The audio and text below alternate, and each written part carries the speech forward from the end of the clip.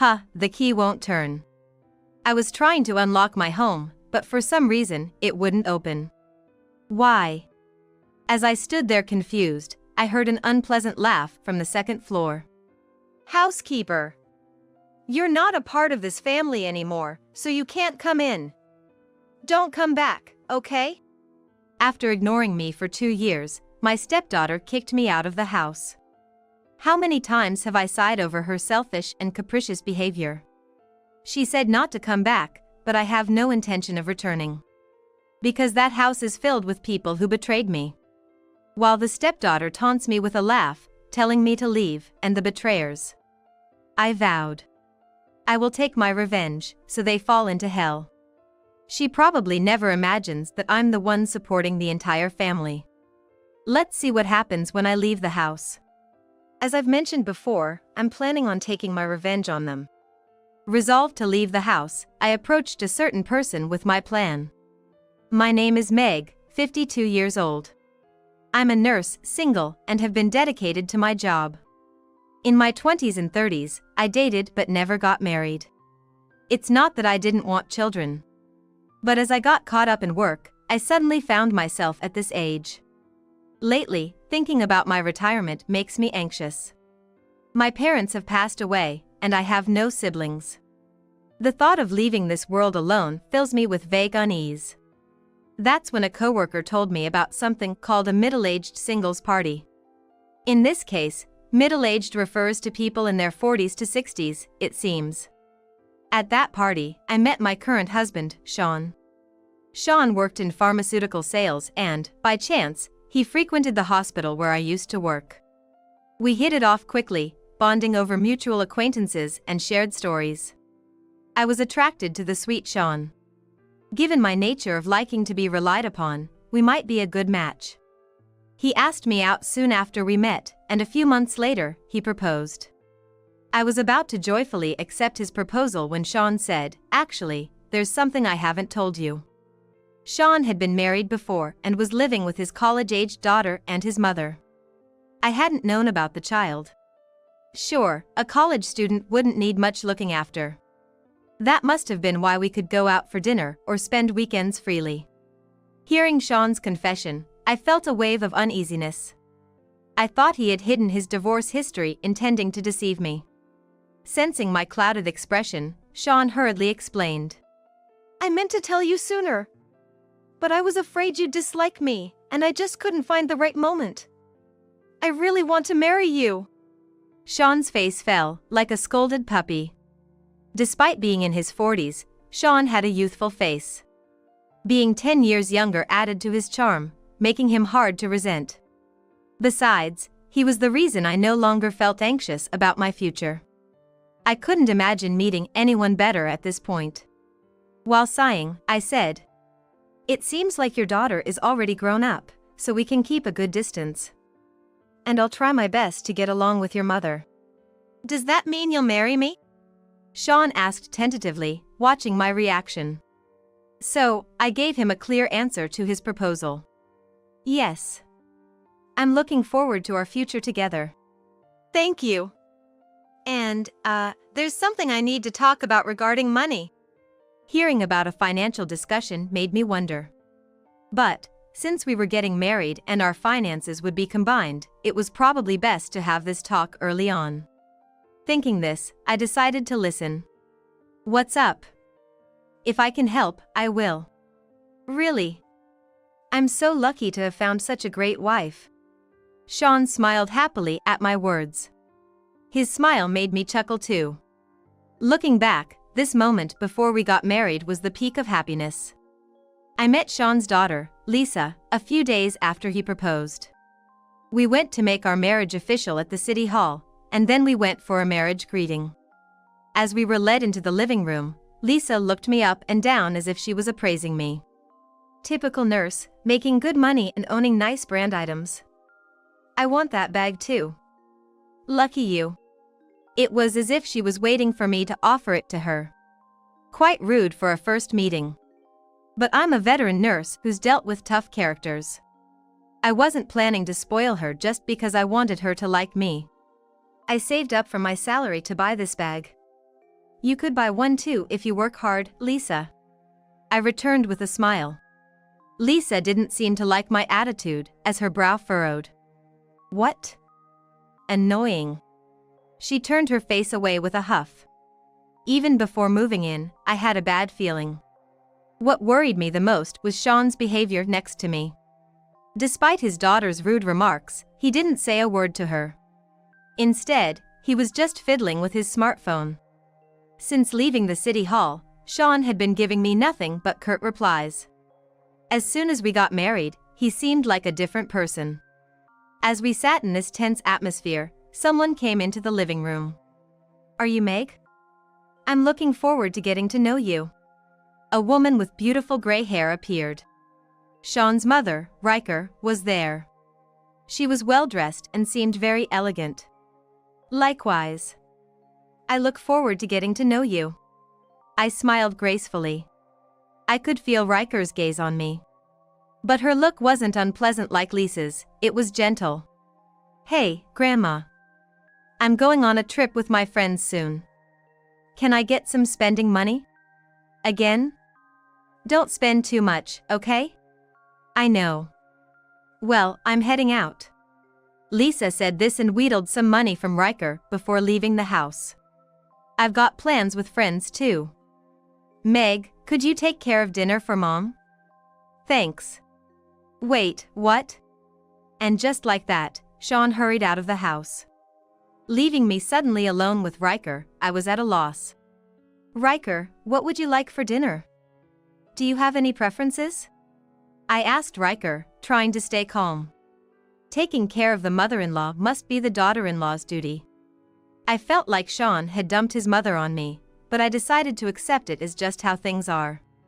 Then Riker said something unexpected. I'm sorry about them. I spoiled them rotten, so they turned out a bit selfish. But since they'll be taking care of me in the future, I can't be too hard on them. That's quite indulgent. I started to say, but remembered Lisa's attitude and just smiled wryly. Then Riker pulled out a flyer and suggested, since it's just the two of us, let's not bother cooking. How about we order some delivery? Would you care for some nice Italian? Yes, I love it. Despite my initial apprehensions about living with Sean and Lisa, it seemed I might get along well with Riker. However, Lisa's behavior became increasingly troublesome, causing me distress. Pre-made food again today. Meg, did you come here without knowing how to cook? I'm sorry. I'll make sure to cook something tomorrow. I wanted to say I was too busy with work, but that would sound like an excuse. I simply apologized and promised to cook the next day. But Lisa huffed and said, I don't want to eat pre-made food. Throw it away and make dinner quickly. It would be wasteful to throw it away. I'm not in the mood for pre-made food today. I sighed at the exchange with the unreasonable Lisa. This kind of unreasonable demand was becoming a daily occurrence. I wanted to talk to Sean about it, but we were both too busy with work to have a proper conversation. Then, one day, an argument with Lisa happened. You're my mother, so you should give me an allowance, she demanded money. You're old enough to work, so I think you should earn your allowance. I'm your child, so I have a right to an allowance, right? Or do you not think of me as your child? That's not it. But listen. I tried to reason with her, but it was no use. The fact she was calling me you showed she didn't see me as a mother. Let's discuss the allowance with Sean, shall we? No way. I need it now. Lisa became irritated. Just as I took a deep breath to stay calm, Sean came home at the perfect time. I'm home. Dad, listen. Meg said she doesn't want to spend a penny on me and slapped my cheek. What? Sean took Lisa's words at face value and glared at me. I didn't do such a thing. Does Lisa's cheek look like it's been slapped? It's smooth. So, you're saying Lisa lied? She said you don't want to give her money because she's not related by blood. Look, the thing about money is... Before I could finish, Sean raised his voice. I never thought you would be such a spiteful woman. I married an old lady like you thinking you'd be a useful mother, but I'm done. What? I was stunned by Sean's words. Then Lisa smirked maliciously. I suggested it. Why don't you remarry a nurse? They earn well, and you can get help with grandma's care. I was shocked you actually found someone in their 50s, though. Lisa giggled, and Sean sighed, saying, My ex-wife was a big spender, so I was looking for someone more prudent this time. Thought I could get free care for Mom too. But I guess you can't love someone you marry for reasons like that. So, you were planning to use me from the start? Both you and Lisa? What about your mother? Mom doesn't know anything. She's just happy. Well, Lisa and I were planning to use you. Thanks for your hard work as a maid. They laughed together. The scene was so unbelievable that I felt dizzy. I can't remember what was said after that. When I came to, I was lying in bed. Divorce is the only option, isn't it? I muttered to myself, alone.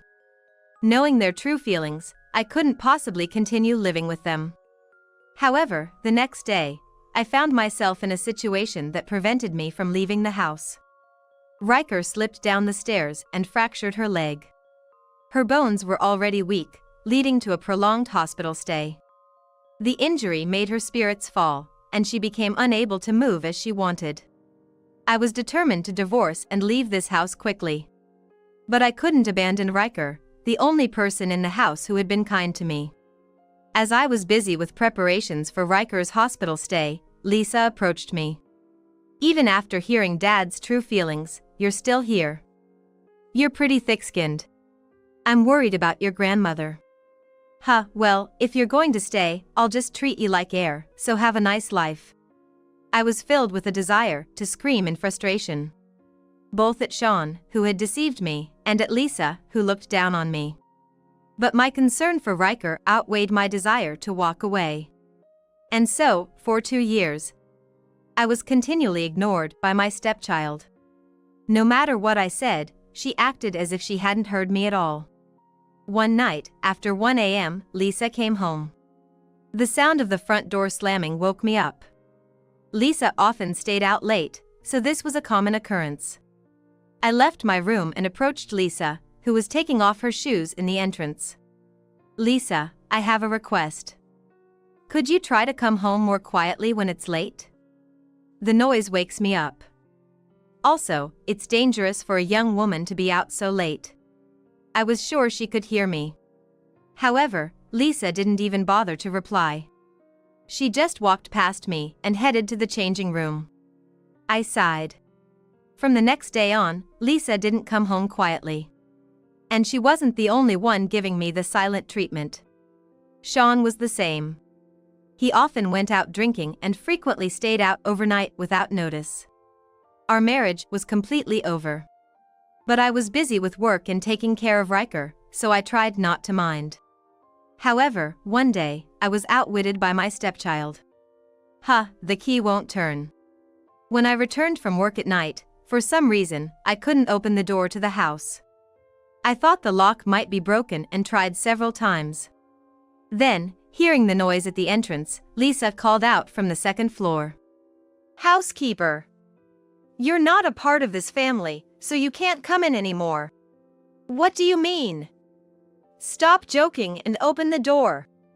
I banged on the door, and Sean came out. Hey, you're causing a disturbance. But the key wouldn't open. While Sean and I argued, Lisa came down from the second floor. What, Dad, you let her in? After I went through the trouble of changing the lock. You changed the lock. Where's the new key? You're not a family anymore. We're getting a new family member, so you should leave, old lady. I had suspicions about the new family comment. Over these 2 years, there had been signs of another woman in Sean's life. Perfume on his shirts, women's earrings in his suit pocket. And Sean didn't even try to hide it, he was quite open about it. A coworker had even sent me a photo of Sean walking arm in arm with a young woman. Guilt over his infidelity, perhaps, but Sean just laughed it off. Now I can live with a younger woman. Yay! A young mom, how exciting! Sean and Lisa laughed together. They seemed too eager to get rid of me. So, you're divorcing me? Obviously. Mom's getting better, so we don't need you anymore. With that, Sean, who apparently had it prepared, handed me a filled-out divorce form. Fine. I'll say goodbye to your mother, and then I'll never come back to this house. Yep. Hurry up and leave. Urged by Lisa, I immediately went to Riker's room. I told Riker about being locked out and presented with divorce papers. Riker listened quietly. As I mentioned before, I'm going to take revenge on them. Riker nodded at my words. Ever since the day I was locked out and kicked out by my stepchild and husband, I hadn't returned to the house once. So, don't come back, okay? After locking the door from the inside, Lisa waved at me through the window. As if saying, never come back. With gestures like shooing away a dog. If it weren't for Riker, I wouldn't have stayed in that house for 2 years. Taking only the essentials, I ended up living in a hotel for a while. I had enough savings from my single days, so I wasn't worried about money. But then, friends who heard about my situation began reaching out. They offered warm words, saying, stay with us. I had been on edge, but their offers made me feel relaxed. Despite being betrayed by Sean and facing harsh words from Lisa, I never showed my tears. But now, tears rolled down my cheeks. I did my best, didn't I? I murmured to myself, expressing gratitude to my friends. So, I ended up staying at a friend's house for several nights. Feeling relieved after talking things out, I filled out the divorce form Sean gave me and submitted it to the city hall. The procedure ended quickly. Unlike when I was excited to submit the marriage certificate 2 years ago. What an uneventful marriage. But I took a deep breath. The air felt fresh. A single piece of paper had lifted my spirits. Then, I began searching for a new place to live and buying furniture and appliances. I almost forgot about Sean and his family until my phone rang. Checking the caller ID, it was Sean. Not wanting repeated calls to annoy me, I reluctantly answered. What's going on? Mom signed up for a nursing home. You're the one who suggested it, aren't you? Sean sounded panicked, but I deliberately responded in a calm tone. Yeah, so what's the problem? The nursing home Mom's planning to go to is insanely luxurious. If she goes there. You mean you're worried there won't be any inheritance left? That's. He must have hit the nail on the head. Riker comes from a wealthy family and owns several pieces of land herself. Sean seemed to have been eyeing Riker's assets. When Riker was hospitalized after her injury, we talked a lot. She was angrier than I was when she found out how coldly Sean and Lisa had treated me. So, they used you just to take care of me? Unforgivable. What do they think a woman's life is? And I can't believe Lisa would suggest such a terrible thing. You should divorce Sean and find happiness from now on. Thank you, Riker. I will divorce Sean. But I wanted to wait until your health improved. Riker looked surprised at my words. No, dear. You don't have to worry about me. No, I was genuinely happy to have been treated kindly by you since I came to this house. So, I want to repay that kindness, even a little. Please let me take care of you as a daughter-in-law and as a nurse. After saying that, I looked up at Riker. Her eyes were moist, as if she was holding back tears. I'm really sorry. Riker apologized repeatedly. Honestly, marrying Sean was a mistake. But meeting you was something good. Meg. Yes, I enjoyed having you here, too. On my days off, I always visited Riker.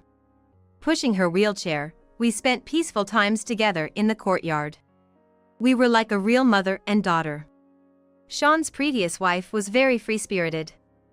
That caused Sean and Lisa a lot of trouble. Both were hurt, so I ended up spoiling them, thinking I needed to care for their hearts. That's why they became so selfish. But now. Riker's expression turned resolute. I'm going to cut ties with those two. I won't pamper them anymore.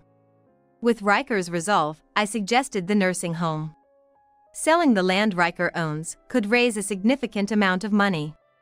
I wasn't knowledgeable about real estate, so I introduced her to a friend and researched better nursing homes.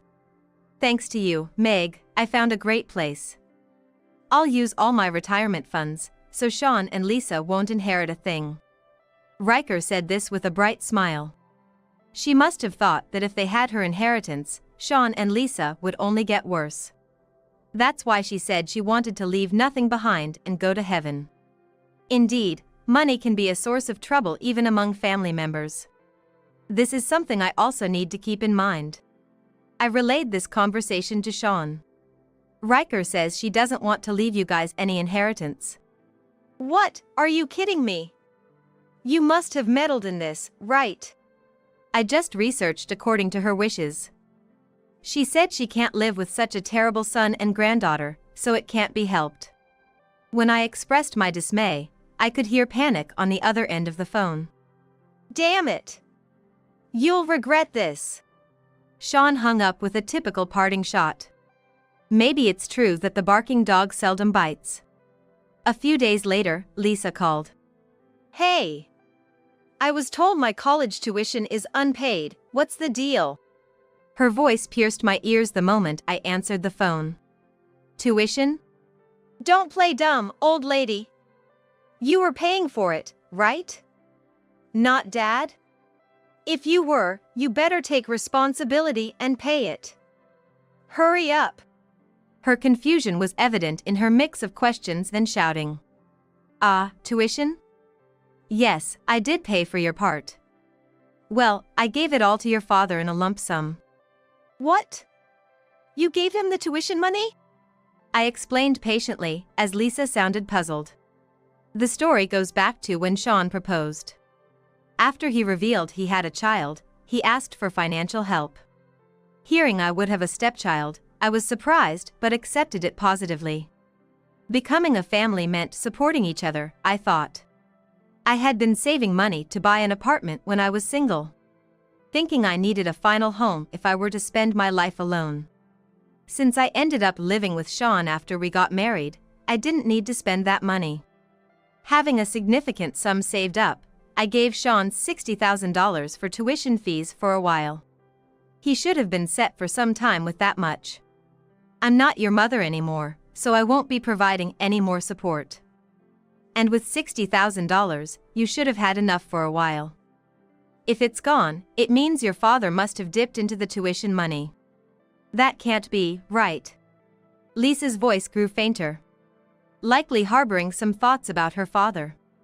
Right? You know something, don't you? He likes to show off to others. Maybe he spent it on his young girlfriend. The photo a coworker sent me of Sean arm in arm with another woman comes to mind. Sean looked smitten in the photo. Lisa muttered something like it couldn't be, then maybe it could be, showing her emotional instability. This is terrible.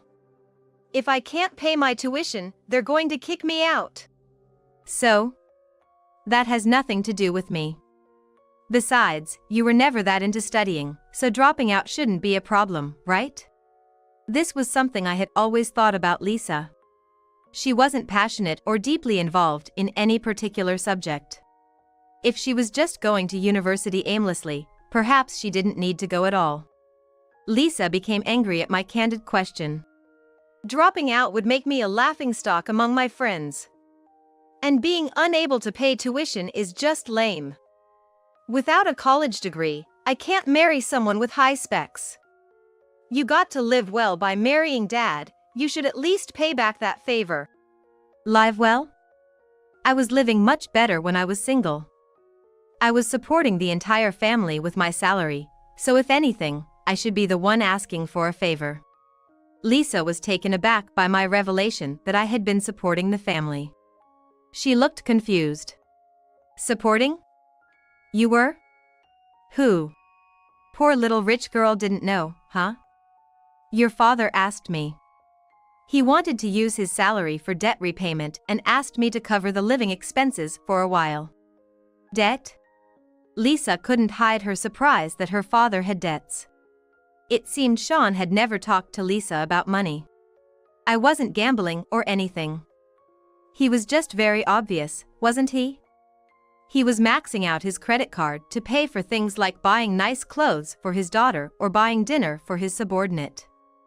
He was asking me for money like a leech. It's embarrassing for a 40-year-old man to ask a 50-year-old woman for help, isn't it? Lisa fell silent when her father was called a leech. She might have been embarrassed by Sean. Thinking back, I wonder how I ever accepted a proposal from such a man. I must have been desperate to get married. I must reflect on this. It's all lies. I won't believe it. Then ask your dad. You'll see who's been paying for the tuition and who's been supporting the family.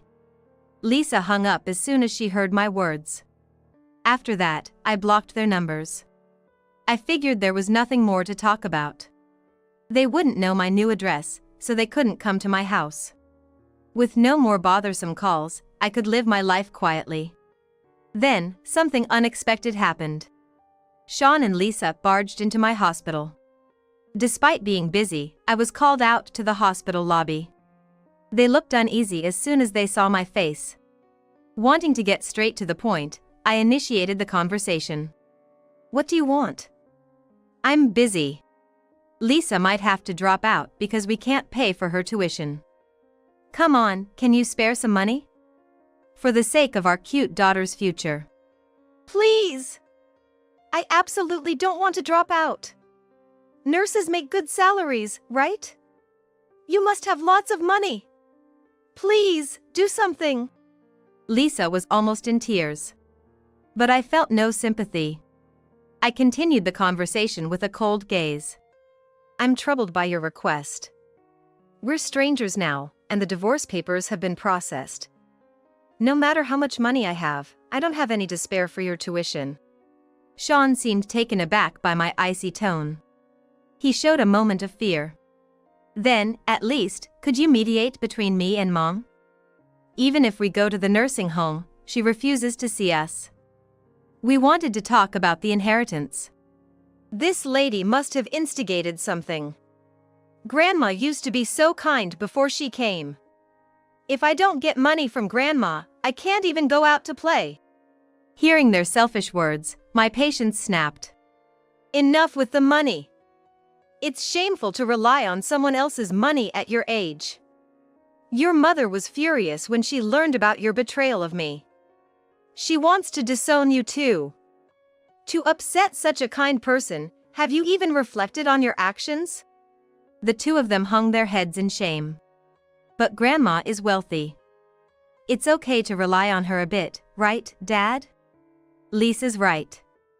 If Mom had supported us with the tuition, none of this would have happened. I was appalled. These two had no intention of reflecting on their actions. As for Lisa's tuition assistance, Riker had offered it before. But Sean, wanting to appear self-sufficient, had boasted, I'll take care of Lisa's college expenses. It is dumb to forget even his own statement. Forget about not wanting to drop out. If you don't want to be expelled, find a job and save up. And Sean, prepare yourself because I will be filing for alimony for your infidelity. I showed them two photos. One of Sean arm in arm with his mistress. And another of them entering a hotel. A coworker who accidentally witnessed Sean's affair had followed them and taken the photos as they entered a hotel near the station. Sean seemed to resign himself to the affair, but claimed he couldn't pay the alimony. I can't pay alimony. I've borrowed money from various places, and I don't have any lump sum left. If you're not going to pay, I'm fine with taking legal action. I cut Sean off with those words. Then Sean slumped to the floor, beginning to look dejected.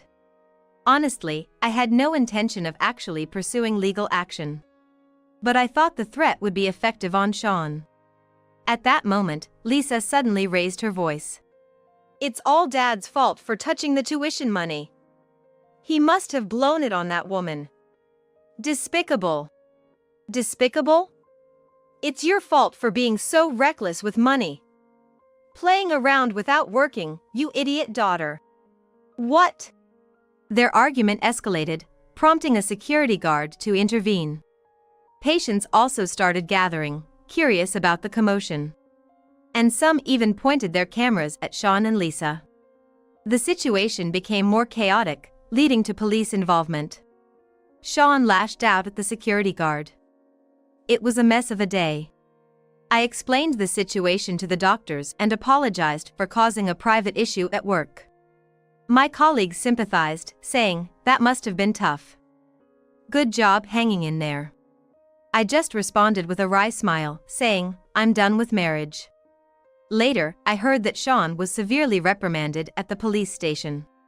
He is in pharmaceutical sales.